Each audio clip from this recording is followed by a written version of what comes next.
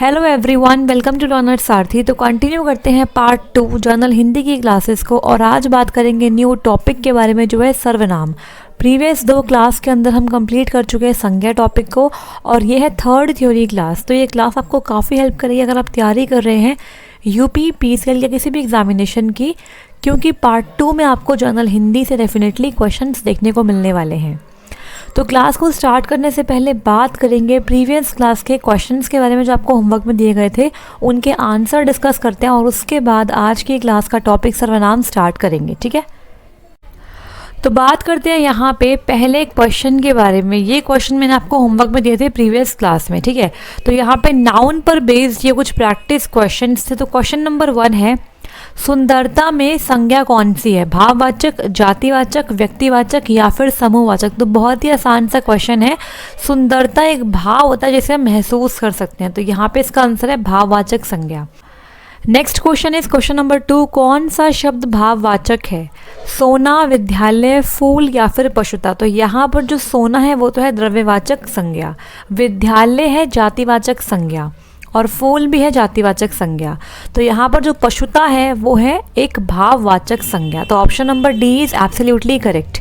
बढ़ते हैं आगे, बात करेंगे नेक्स्ट क्वेश्चन की। नेक्स्ट है 3rd क्वेश्चन, रमेश ने सुरेश के साथ मित्रता का निर्वाह किया, इसमें भाववाचक संज्ञा कौन सी है? तो इस पूरी स्टेटमेंट के अंदर, इस पूरे वाक्य के अंदर यहाँ पे कहाँ आपको भाववाचक संज्ञा देखने को मिली? रमेश, सुरेश, मित्रता या फिर निर्वाह? तो बहुत ही आसान सा क्वेश्चन है। यहाँ पे इसका आंसर ऑप्शन नंबर सी बनेगा, मित्रता। मित्रता भी एक भाव होता है, तो यहाँ पे ये भाववाचक संज्ञा है। नेक्स्ट इज राष्ट्रपति भवन में क्या संज्ञा है? देखो, राष्ट्रपति भवन जो है ना वो एक स्पेशल टाइप का भवन है। तो इस भवन की खासियत क्या है कि राष्ट्रपति का भवन है, तो यहाँ पे ये व्यक्तिवाचक संज्ञा है। किसी भी व्यक्ति विशेष या फिर किसी स्थान का विशेष अगर नाम होगा तो उससे हम बोलेंगे व्यक्तिवाचक संज्ञा। नेक्स्ट इज कौन सा शब्द भाववाचक संज्ञा है? ऊंचा, ऊंचाई, कुशल या फिर गहरा? तो ऊंचा जो है ना वो क्या है? वो एक विशेषण है, जैसे ऊंचा मकान, ठीक है, ऊंचा किला। अब यहाँ पे है ऊंचाई जो है वो आपकी है एक भाववाचक संज्ञा, कुशल जो है वो भी एक विशेषण है, कुशल व्यक्ति, और गहरा जो है ये भी एक विशेषण है, ठीक है, गहरा कुआं। तो यहाँ पे जो ऊंचाई है ना ये है भाववाचक संज्ञा, और बाकी सभी क्या है आपके विशेषण है। तो यहाँ पे ऑप्शन नंबर जो आपका बी है वो बिल्कुल ठीक होने वाला है। ठीक है, बढ़ेंगे आगे, बात करेंगे नेक्स्ट क्वेश्चन की। नेक्स्ट है 6th क्वेश्चन, विशेषण से बना भाववाचक संज्ञा कौन सा है? कलाई है, महान है, लड़कपन या फिर ऊंचाई? देखो, कलाई की अगर बात करें यहाँ पे तो कला प्लस ई है, तो जो कला है वो जातिवाचक संज्ञा है, उसमें ई को जोड़ा है, ई प्रत्यय को, तो बन गया कलाई। तो ये आपकी विशेषण से बनी भाववाचक संज्ञा नहीं है। यहाँ पे जो महान है ये क्या है? विशेषण है, यहाँ पे संज्ञा नहीं है। इसके बाद लड़कपन जो है वो है लड़का प्लस पन, तो लड़का जातिवाचक संज्ञा है, प्लस में पन लगा दिया तो ये बन गया भाववाचक संज्ञा, लेकिन वो आपके जातिवाचक संज्ञा से बनी हुई संज्ञा है।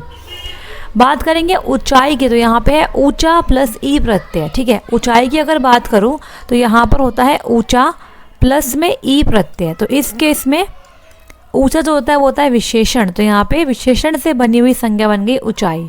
इसके बाद नेक्स्ट क्वेश्चन है, बुढ़ापा शब्द में कौन सी संज्ञा है? व्यक्तिवाचक संज्ञा नो, जातिवाचक संज्ञा नो, भाववाचक संज्ञा बिल्कुल ठीक है, और समूहवाचक भी गलत है। तो यहाँ पे बुढ़ापा क्या होता है? एक भाव है, एक अवस्था है जो किसी के अंदर महसूस करी जा सकती है, तो यहाँ पे ऑप्शन नंबर सी बिल्कुल ठीक है।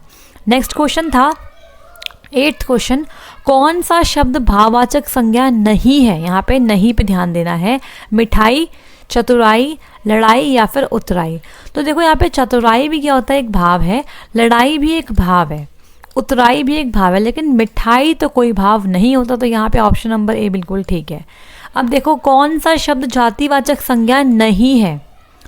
तो जवान, बालक, सुंदर या फिर मनुष्य? तो जवान भी एक जातिवाचक संज्ञा है, बालक भी जातिवाचक संज्ञा है, मनुष्य भी एक जातिवाचक संज्ञा, लेकिन सुंदर एक विशेषण है, सुंदर फूल, सुंदर व्यक्ति, ठीक है, तो यहाँ पे सुंदर आपका है विशेषण। नेक्स्ट आगे बढ़ते हैं और बात करेंगे लास्ट क्वेश्चन की। लास्ट क्वेश्चन था, बुलाना से भाववाचक संज्ञा को पहचानिए। तो बुलाना से बनी भाववाचक संज्ञा कौन सी होगी? बुला, बोलना, बुलावा, या इनमें से कोई नहीं। तो यहाँ पे बुलाना से बनेगी बुलावा, ठीक है, ये बनेगा एक भाववाचक संज्ञा। तो आई होप आपको सभी क्वेश्चंस के आंसर समझ में आ गए होंगे। अगर किसी में भी कोई डाउट है तो कमेंट में आप बता सकते हैं, ठीक है। तो बढ़ेंगे आगे और बात करेंगे आज की क्लास के टॉपिक के बारे में, जो है सर्वनाम। तो देखिए स्टार्ट करते हैं सर्वनाम को समझना, और यहाँ पे सर्वनाम से भी आपको क्वेश्चन एग्जाम में देखने को मिलने वाले हैं, ठीक है।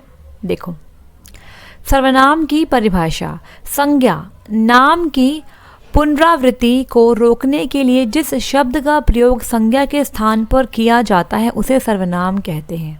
बहुत ही सिंपल सी इसकी डेफिनेशन है, परिभाषा है, वो क्या है देखो।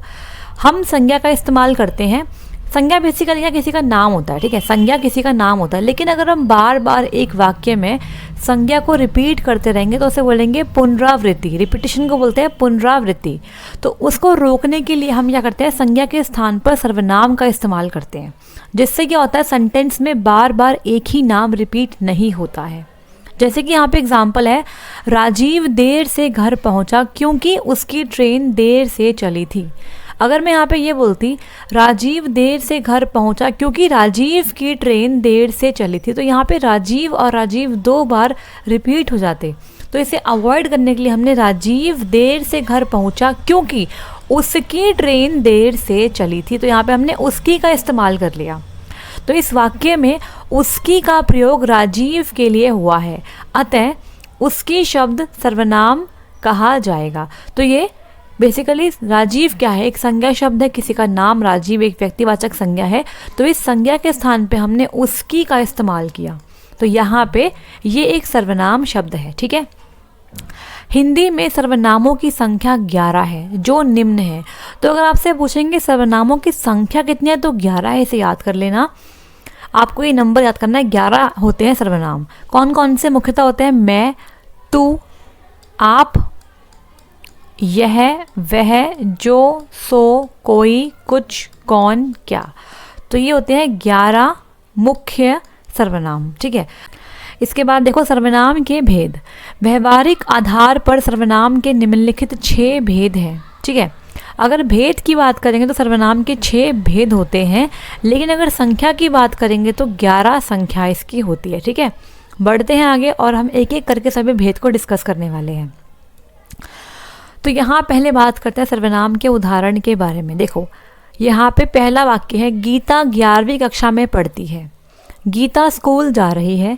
गीता के पिताजी अफसर हैं। गीता की माताजी टीचर है। गीता का भाई खेल रहा है। तो यहाँ पे बार बार हमने गीता शब्द की पुनरावृत्ति करी है। इसे अवॉइड करने के लिए हम क्या कर सकते हैं, हम सर्वनाम का इस्तेमाल करेंगे। देखो यहाँ पे ऊपर दिए गए वाक्य में गीता जो एक संज्ञा शब्द है का उपयोग बार बार हुआ है, जिसके कारण वाक्य कम आकर्षित दिखाई देता है, ठीक है। तो बार बार अगर आप एक ही शब्द का इस्तेमाल करेंगे तो आपको जो वाक्य है उसमें जो आकर्षण है वो खत्म हो जाता है।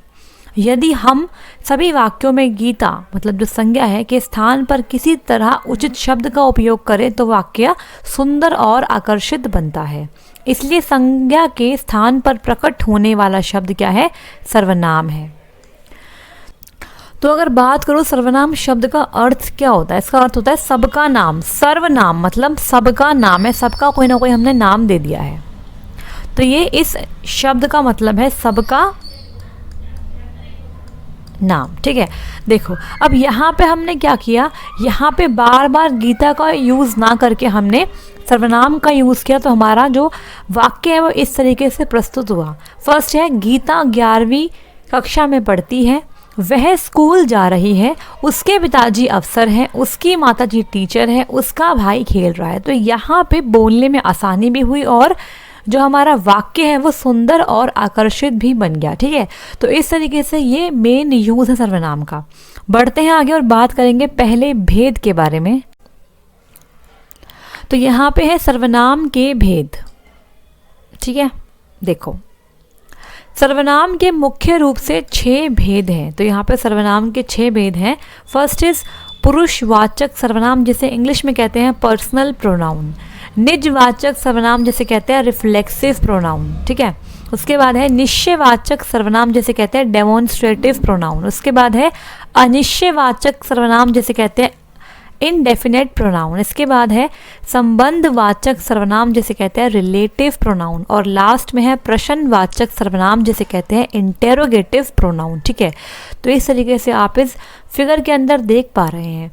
अब देखो पुरुषवाचक सर्वनाम के भी फर्दर 3 टाइप होते हैं, उत्तम पुरुषवाचक, मध्यम पुरुषवाचक और अन्य पुरुषवाचक। यहाँ से भी क्वेश्चन पूछे जाते हैं। और यहाँ पे निश्चयवाचक के भी अलग अलग 2 भेद होते हैं, एक है निकटवर्ती निश्चयवाचक, एक है दूरवर्ती निश्चयवाचक। ठीक है, तो स्टार्ट करेंगे यहाँ पे पुरुषवाचक सर्वनाम के साथ। तो हम यहाँ पे बात करेंगे सबसे पहले पुरुषवाचक सर्वनाम के बारे में। और एक चीज़ और, संज्ञा की कंप्लीट पीडीएफ में डाल चुकी हूँ टेलीग्राम पे, और सी प्रोग्रामिंग की पार्ट 1 से पार्ट 5 तक की कंप्लीट एक कंबाइंड पीडीएफ में डाल चुकी हूँ टेलीग्राम पे। ठीक है, और जो आगे क्लास होगी उसकी भी एक कंबाइंड पीडीएफ दोबारा से डाल दूंगी। तो अगर आपने टेलीग्राम ज्वाइन नहीं किया तो ज्वाइन कर लीजिए, लिंक डिस्क्रिप्शन में गिवन है। ठीक है, अब देखो बात करेंगे पुरुषवाचक सर्वनाम के बारे में। जिन सर्वनाम शब्दों का प्रयोग व्यक्तिवाचक संज्ञा के स्थान पर किया जाता है उन्हें पुरुषवाचक सर्वनाम कहते हैं। देखो हमने बोला है कि संज्ञा के स्थान पर हम जो शब्द यूज़ करते हैं उन्हें बोलते हैं सर्वनाम, लेकिन यहाँ बात कर रहे हैं हम भेद के बारे में। तो यहाँ पे कंडीशन क्या है कि जिन शब्दों का प्रयोग आप करेंगे व्यक्तिवाचक संज्ञा के स्थान पर उन्हें बोलेंगे क्या, पुरुषवाचक सर्वनाम। जैसे मैं, तुम, हम, आप, वे। तो ये उदाहरण है पुरुषवाचक सर्वनाम के। अब हमने पुरुषवाचक सर्वनाम को भी 3 अलग अलग भेदों में बांटा हुआ है। तो पहला है उत्तम पुरुष जिसे बोलते हैं प्रथम पुरुष भी कहते हैं इसे। ठीक है, प्रथम ये पुरुष है। ठीक है, इसके बाद नेक्स्ट है मध्यम पुरुष, एंड लास्ट है अन्य पुरुष। तो यहाँ पे 3 अलग अलग भेद हैं पुरुषवाचक सर्वनाम के। तो स्टार्ट करते हैं यहाँ पर उत्तम पुरुष, या फिर आप इसे प्रथम पुरुष भी कह सकते हैं। देखो इन सर्वनाम का प्रयोग बात कहने या बोलने वाला अपने लिए करता है। तो अगर मान लो 2 अलग अलग इंसान है आपस में बात कर रहे हैं। ठीक है, एक का नाम है मान लो रमेश और एक का नाम है सुरेश। ठीक है, एक का नाम है रमेश और एक का नाम है सुरेश।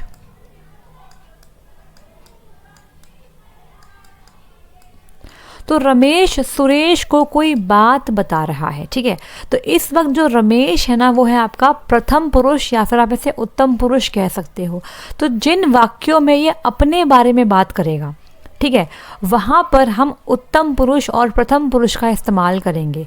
इन सर्वनाम का प्रयोग बात कहने या बोलने वाला अपने लिए करता है। तो जब रमेश अपने बारे में कुछ बताएगा उन वाक्यों में वो जो शब्द का इस्तेमाल करेगा वो होंगे उत्तम पुरुष के सर्वनाम शब्द। ठीक है, तो यहाँ पे बात करते हैं उदाहरण की। देखो यहाँ पे उदाहरण है मैं, मुझे, मेरा, मुझको, हम, हमें, हमारा, हमको। तो जिन वाक्यों का प्रयोग रमेश अपने लिए करेगा उन वाक्य में वो इन सभी सर्वनाम का इस्तेमाल कर सकता है। ठीक है, तो ये सारे हैं उदाहरण उत्तम पुरुष या फिर प्रथम पुरुष के। इसके बाद बात करते हैं मध्यम पुरुष की। इन सर्वनाम का प्रयोग बात सुनने वाले के लिए किया जाता है। तो जिन वाक्यों में रमेश सुरेश के बारे में बात करेगा, ठीक है, जिन वाक्यों में रमेश, सुनने वाला कौन है, सुरेश है, तो जिन वाक्यों में रमेश सुरेश के बारे में बात करेगा उन वाक्यों में इस्तेमाल होगा इन सभी शब्दों का, तू, तुझे, तेरा, तुम, तुम्हें, तुम्हारा। और मान लो अगर सुरेश रमेश से बड़ा है, उसके पापा हैं या उसके अंकल हैं, तो उस केस में वो आदर सूचक शब्दों का इस्तेमाल करेगा, आप, आपको, आपका, आप लोग, आप लोगों को आदि। ठीक है, तो ये सारे शब्दों का इस्तेमाल होता है मध्यम पुरुष में। अब लास्ट है अन्य पुरुष। इन सर्वनाम का प्रयोग बोलने वाला अन्य किसी व्यक्ति के लिए करता है। अब मान लो रमेश सुरेश को कुछ बता रहा है लेकिन वो बात कर रहे हैं राम के बारे में। राम इनका कोई दोस्त है, उसके बारे में रमेश सुरेश को बता रहा है। तो राम के लिए जो वाक्य इस्तेमाल करेगा रमेश, उसमें यूज़ होने वाले जो शब्द होंगे वो होंगे वह, उसने, उसको, उसका, उसे, उसमें, वे, इन्होंने, उनको, उनका, उन्हें, उनमें या फिर आदि। ठीक है, तो ये सारे शब्द आते हैं अन्य पुरुष में। तो यहाँ पे 3 अलग अलग भेद हैं, उत्तम पुरुष, प्रथम पुरुष, मध्यम पुरुष और अन्य पुरुष। आई होप आपको ये सभी समझ में आ गए होंगे। अब बात करते हैं इनके उदाहरण की। ठीक है, तो यहाँ पे है उत्तम पुरुषवाचक सर्वनाम के उदाहरण। तो यहाँ पे मैंने अलग अलग उदाहरण लिख दिए ताकि आपको समझने में और आसानी हो जाए, ठीक है। देखो यहाँ पे फर्स्ट है मैं कल स्कूल जाऊंगा। तो यहाँ पे मैं क्या है आपका उत्तम पुरुषवाचक। हम आज मतदान नहीं करेंगे। तो यहाँ पे जो हम है ना, ये है आपका उत्तम पुरुषवाचक सर्वनाम।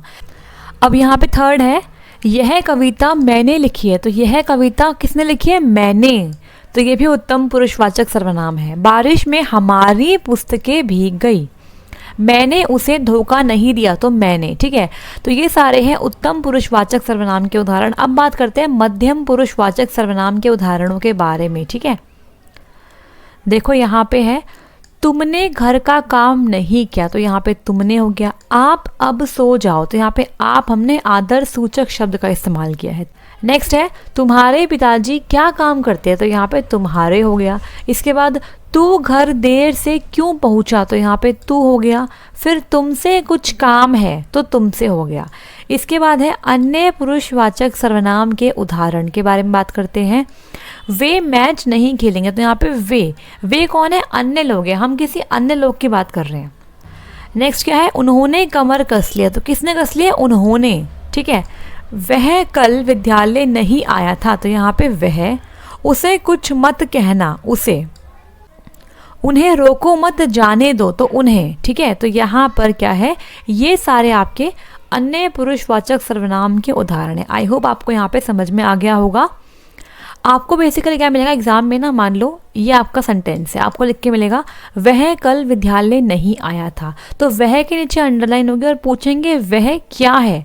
ये उत्तम पुरुषवाचक सर्वनाम है, मध्यम है, अन्य या फिर ये निजवाचक सर्वनाम है। तो आपको बताना है यहाँ पे वह क्या है, आपका अन्य पुरुषवाचक सर्वनाम है। तो इस तरीके से आइडेंटिफिकेशन बेस्ड यहाँ से एमसीक्यू बनते हैं, ठीक है।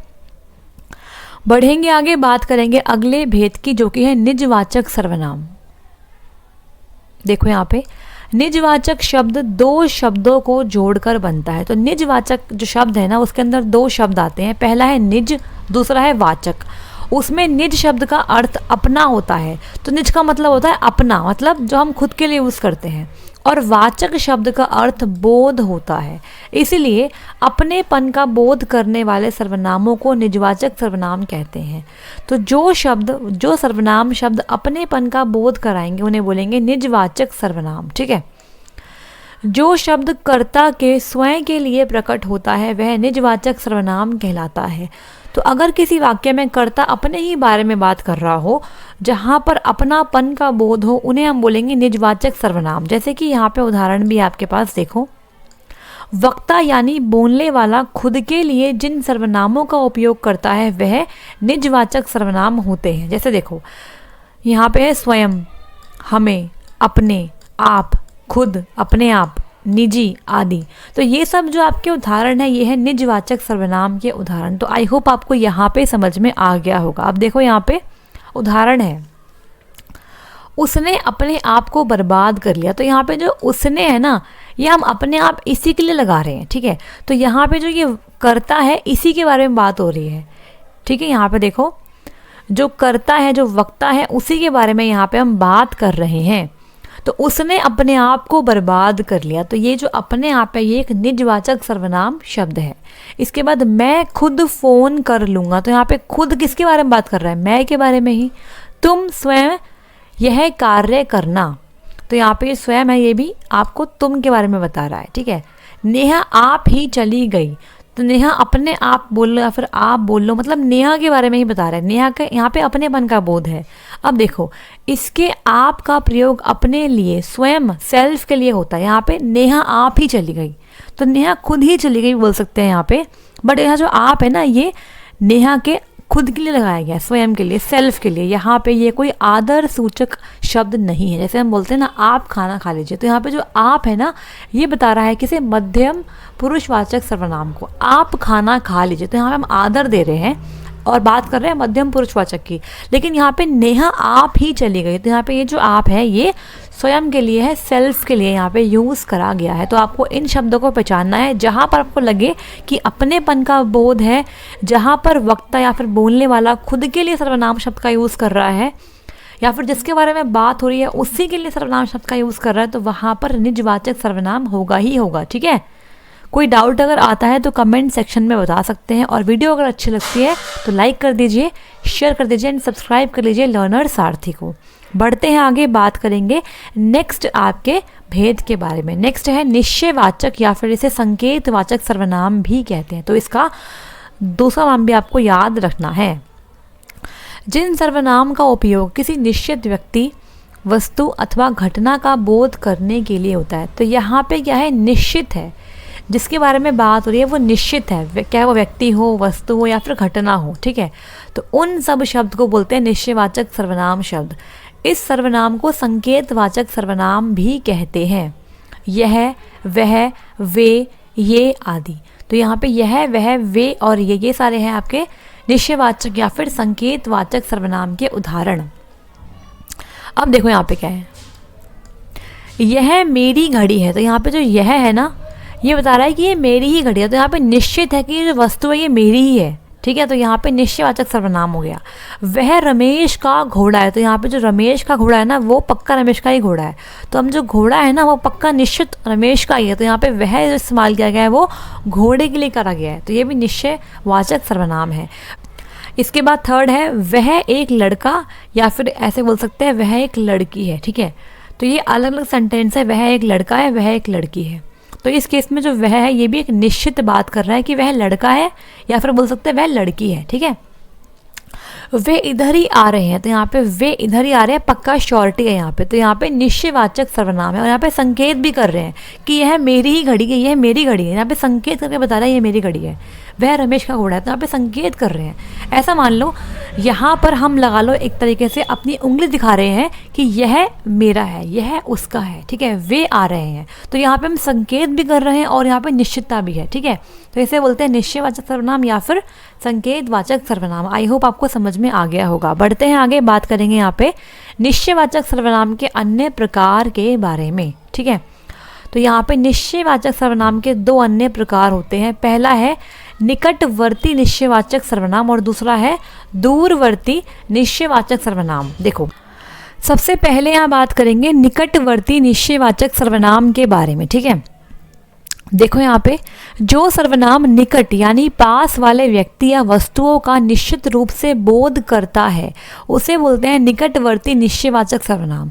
तो यहाँ पे हम क्या कर रहे हैं, निश्चयवाचक तो है लेकिन यहाँ पे जो वस्तु है या फिर जो व्यक्ति है वो बहुत पास में है आपके। ठीक है, बहुत निकट है वो व्यक्ति या वस्तु आपके। तो यहाँ बोलेंगे निकटवर्ती निश्चयवाचक सर्वनाम, मतलब जिस भी वाक्य में आप किसी भी वस्तु या फिर व्यक्ति के बारे में बात कर रहे हैं और वो आपके निकट है, आपके पास है, तो वहाँ पर निकटवर्ती निश्चयवाचक सर्वनाम होगा। कैसे, यहाँ पे देखो, यह मेरी किताब है, मतलब कि जो किताब है आपके पास ही है ना इस वक्त, तो आप बोल रहे हो यह मेरी किताब है।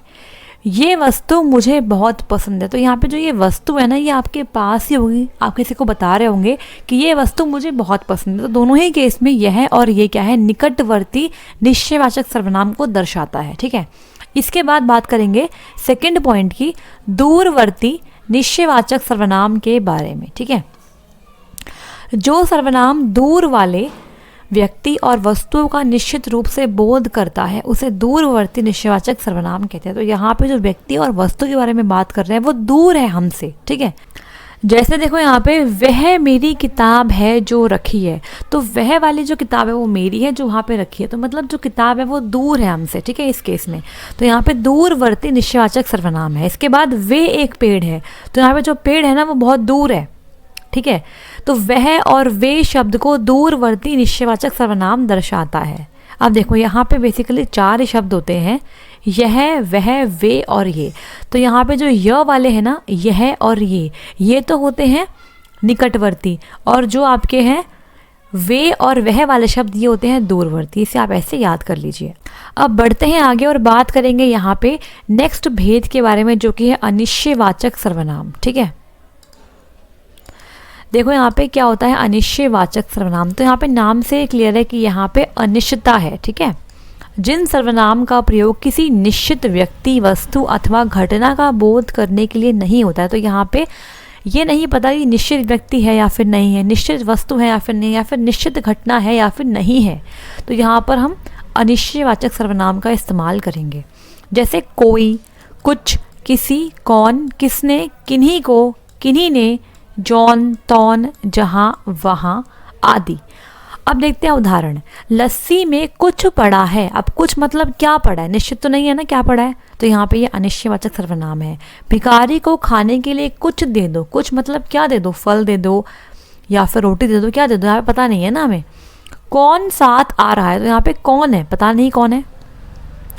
राम को किसने बुलाया है, तो राम को किसने बुलाया, पता नहीं किसने बुलाया, तो यहाँ पे अनिश्चितता है। शायद किसी ने घंटी बजाई है, तो यहाँ पे किसने बजाई है हमें पता नहीं है, जो व्यक्ति है वो निश्चित नहीं है। तो ये सारे उदाहरण हैं अनिश्चयवाचक सर्वनाम के, ठीक है। तो बढ़ते हैं आगे और बात करेंगे नेक्स्ट भेद के बारे में, जो कि है संबंधवाचक सर्वनाम। तो आपको यहाँ पे सभी भेद पहचानने को ही क्वेश्चन में आएगा। आपको यहाँ पे समझना पड़ेगा कि कौन सा भेद क्वेश्चन में गिवन है।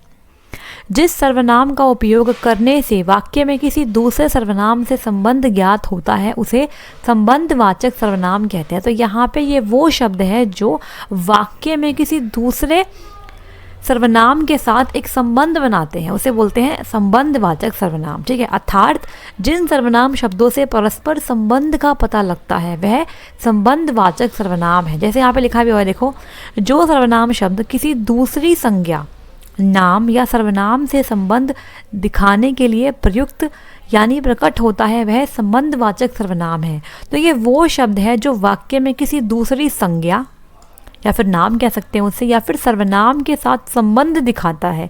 अकेले इसका मतलब नहीं होता, ये किसी के साथ संबंध में ही आता है, ठीक है। तो इसे बोलते हैं संबंधवाचक सर्वनाम। जैसे यहाँ पे कुछ उदाहरण भी है, जैसी वैसी, जैसा जो, जिसकी सौ, जिसने तैसी, जहाँ वहाँ, जिसकी उसकी, जितना उतना आदि। तो यहाँ पे ये जोड़े में प्रयोग होते हैं। जैसे कि देखो, जो करेगा सो भरेगा, तो यहाँ पे जो के साथ सो ही आता है ना।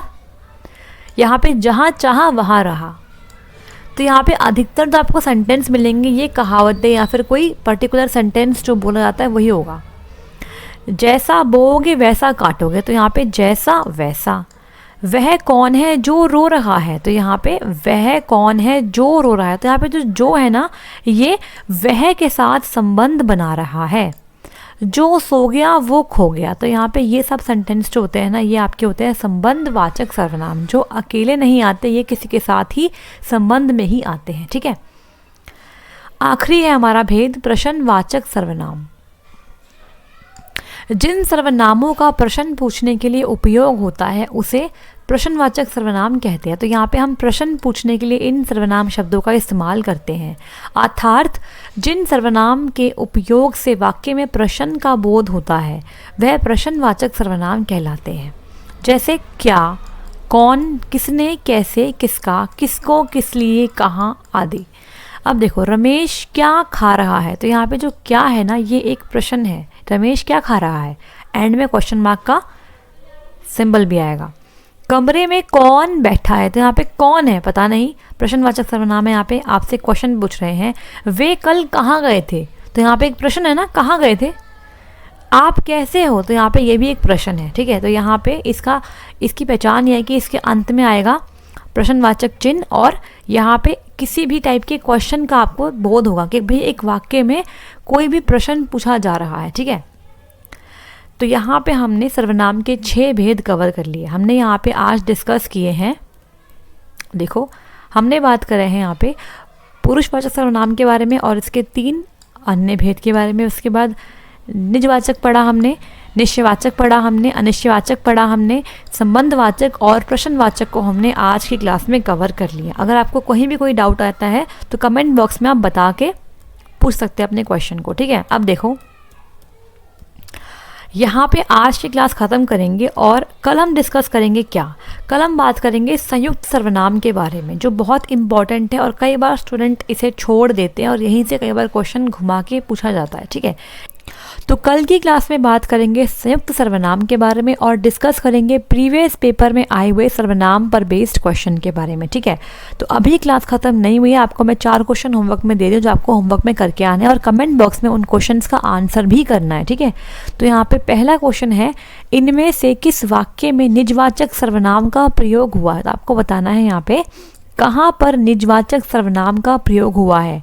वह आप खा लेता है, आप क्या क्या खाते हैं, आजकल आप कहाँ रहते हैं, इनमें से कोई नहीं। तो आपको कमेंट में क्वेश्चन नंबर के साथ बताना है कि इसका आंसर सी है, डी है, ए है या फिर बी है। ठीक है। किस वाक्य में प्रश्नवाचक सर्वनाम का प्रयोग नहीं हुआ है? तो यहाँ बताना है किस वाक्य में प्रश्नवाचक सर्वनाम का प्रयोग नहीं हुआ है। आपको यह काम करना है, वह पढ़ता लिखता है ना, आप कहाँ रहते हैं, वहाँ कौन पढ़ रहा था। ठीक है। बढ़ते हैं आगे और बात करेंगे नेक्स्ट क्वेश्चन की। अनिश्चयवाचक सर्वनाम का प्रयोग किस वाक्य में हुआ है? ठीक है। तो यहाँ पे है, उन्हें कुछ दे दो, कौन ऐसा कहता है, जो करेगा सो भरेगा, वह खाकर सो गया है। तो यहाँ पे अनिश्चयवाचक सर्वनाम कहाँ पर है? फोर्थ है, संबंधवाचक सर्वनाम का प्रयोग किस शब्द में हुआ है? अभिनव इधर आया था, जैसी करनी वैसी भरनी, उसके पास कुछ है, वह इधर ही आ निकला। तो यहाँ पे आपको संबंधवाचक सर्वनाम पहचानना है। तो यहाँ पे सभी क्वेश्चंस बहुत आसान हैं, आप डेफिनेटली इन क्वेश्चन का आंसर कर सकते हैं अगर आपको सभी भेद पता है। तो आपको कमेंट बॉक्स में इन सभी क्वेश्चन के आंसर करने हैं और मैं सभी के आंसर चेक करूँगी। ठीक है। तो मिलेंगे कल की क्लास में और कल डिस्कस करेंगे सर्वनाम के बाकी बचे हुए क्वेश्चन और संयुक्त सर्वनाम क्या होते हैं, इस पे भी बात करेंगे। तो अगर आज की क्लास आपको पसंद आई तो लाइक कर दीजिए, शेयर कर दीजिए एंड सब्सक्राइब कर लीजिए लर्नर सारथी चैनल को, और टेलीग्राम को ज्वाइन कर लो पीडीएफ के लिए। सभी पीडीएफ वहाँ पे डाली जाती है, वहाँ से आप पीडीएफ को डाउनलोड करके रिवाइज भी कर सकते हैं। तो मिलते हैं कल। Thank you so much.